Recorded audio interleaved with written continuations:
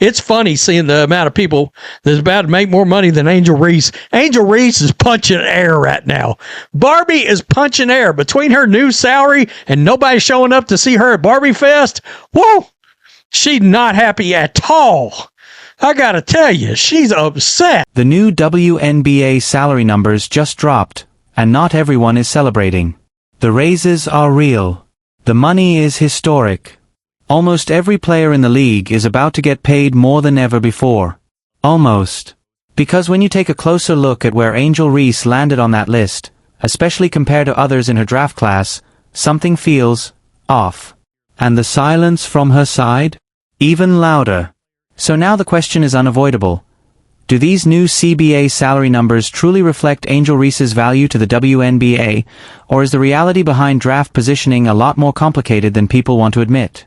Either way, this conversation is just getting started, and people definitely have opinions. From $94,000 to $574K, that's a pretty good little increase.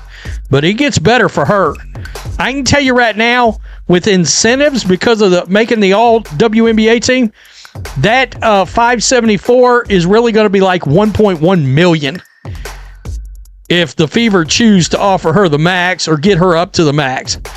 Caitlin Clark, $85,528K. Now, the reason that Aaliyah is becoming eligible for that incentive is because she's been in the league 1 year longer than Caitlin Clark. Paige Beckers goes from $80K to $500,000. Cool $500,000. Cameron Brett, $85K to $493,000. Hell, she missed most of an entire season. Sonia Cintron, $80K to $436K. You know what we don't do? We don't talk about how good she is. Cintron, pretty good player. Let's start with the numbers, because this is where the story really begins, and honestly, the numbers speak for themselves. Under the new WNBA collective bargaining agreement, base salaries for recent draft classes have skyrocketed. Aaliyah Boston jumps from around $94,000 to a staggering $574,000. Caitlin Clark rises from $85,528 to a whole new scale. Paige Buchers climbs from $80,000 to roughly $500,000. Cameron Brink moves from $85,000 to $493,000, and Sonia Cintron increases from $80,000 to $436,000.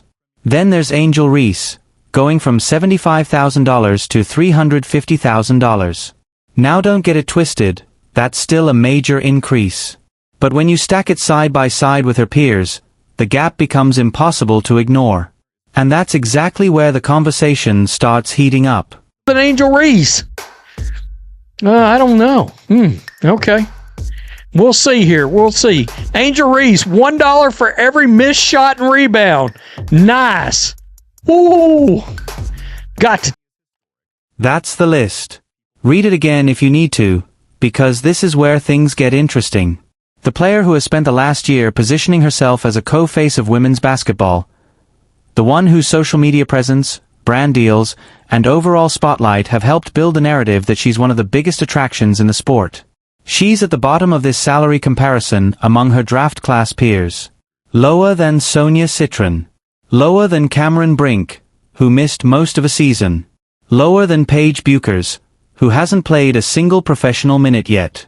Lower than Caitlin Clark. Lower than Aaliyah Boston. Lower than just about everyone in that tier. And that's where the disconnect becomes impossible to ignore, because the public image says one thing, but the salary structure is telling a completely different story. To $350K. That's still a pretty good little pay bump, I'd say. Spot Track even put in here, base value escalators are not included in this. Now before anyone turns this into a fairness debate, the explanation is actually simple. It's mechanical. WNBA salaries under the new CBA are tied directly to draft position. Angel Reese was selected 7th overall. Camila Cardoso went 3rd. That alone explains why Cardoso's base salary is roughly $110,000 higher. Sonia Cintron, drafted higher. Cameron Brink, drafted higher. The pattern is consistent across the board. This isn't personal, it's contract math. And contract math doesn't care about social media following.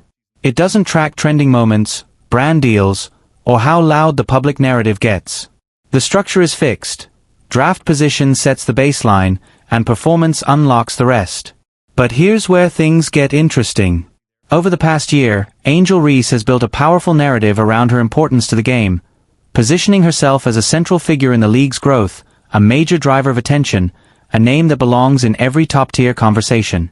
The salary sheet just quietly disagreed. The league evaluated everything: draft order, production, eligibility for incentives, and placed her at a $350,000 base salary. To be clear, that's still a massive jump from $75,000. It's real money. Life-changing money. But context matters. When players she's directly compared to are walking away with significantly higher numbers, and in some cases haven't even played a single professional minute yet, it sends a message. Not an emotional one. A structural one. Take Aaliyah Boston. Her $574,000 base can climb close to $1 million with incentives tied to all WNBA selections and elite, consistent production. That's what the system rewards. Proven performance at the highest level. So the real question becomes, what escalators does Reese actually qualify for right now? And the honest answer is, she's not there yet.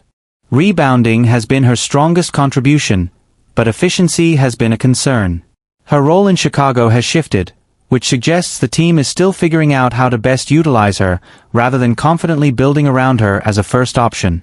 And in a performance-based system, production dictates pay. Then there's Caitlin Clark, whose situation is entirely different.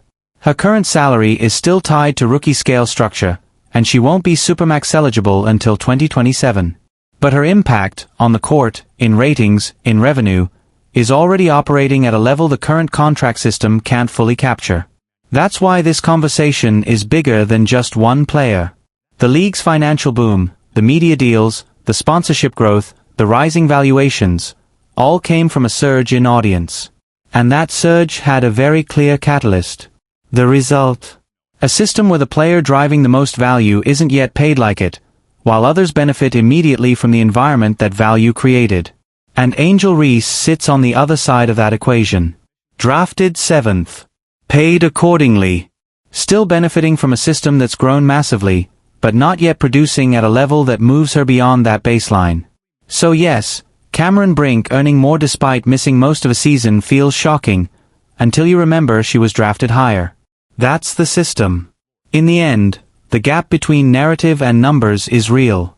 And right now, no amount of viral moments can close it. Only performance can. The math is simple. The structure is clear.